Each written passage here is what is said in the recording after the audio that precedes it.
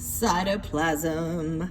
All right, this is gonna be super easy to draw. I'm just gonna draw a kind of a generic animal cell. I know it's an animal cell because it's not rigid. It's not gonna have a cell wall. It's just gonna be a membrane. Now, cytoplasm is found in all cells of all kingdoms, but I'm gonna draw an animal cell here.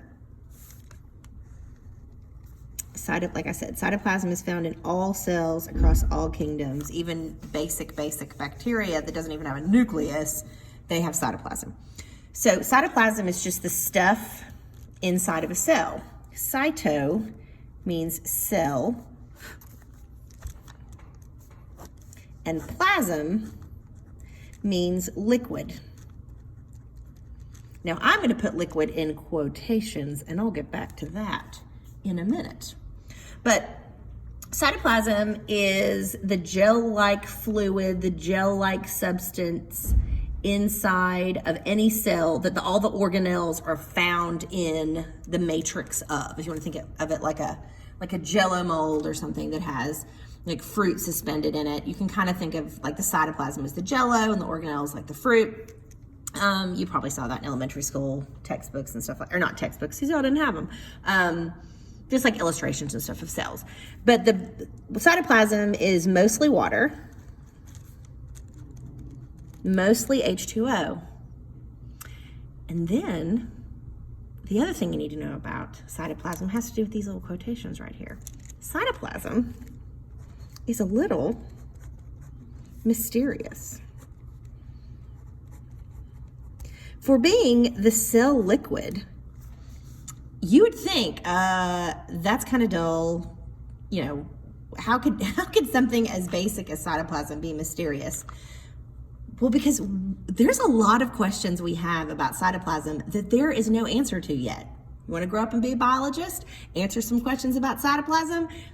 The world is your oyster, because there are lots of questions about cytoplasm. First of all, if you were to have like a bowl of cytoplasm in front of you, what would it be like? If you had a whole bunch of it, what would it be like? Some scientists say it's a sol gel, a little like a solid, a little like a gel. If you've ever made oobleck before, when you mix cornstarch and water and you can squeeze it and it's like a solid, then it'll melt out of your hand.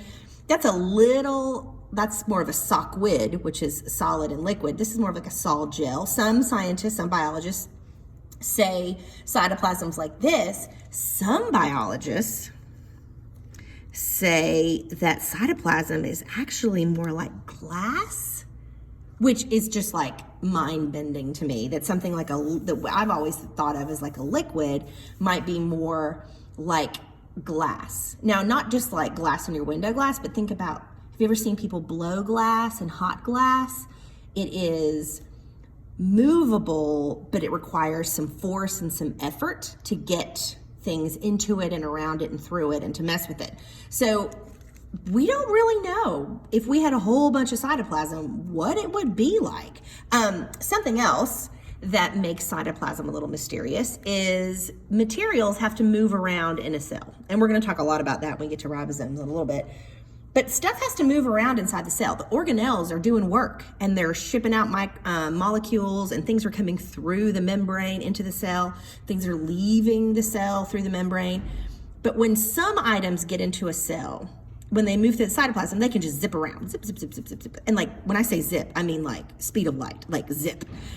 Some molecules, though, will get into the cytoplasm, get into the cell, or be made by an organelle in the cytoplasm, and they don't move. They have to take the other proteins and other chemical reactions have to happen to get molecules to move through the cytoplasm. So why does something zip around and some things like, ooh, it's like pushing stuff through Play-Doh, like they require a lot of effort? Again, mysterious. We don't know. So you may have thought cytoplasm was just whatever, gel-like fluid, move on. Oh, there are a lot of questions and there's not a lot of answers. So there you go. A little mystery.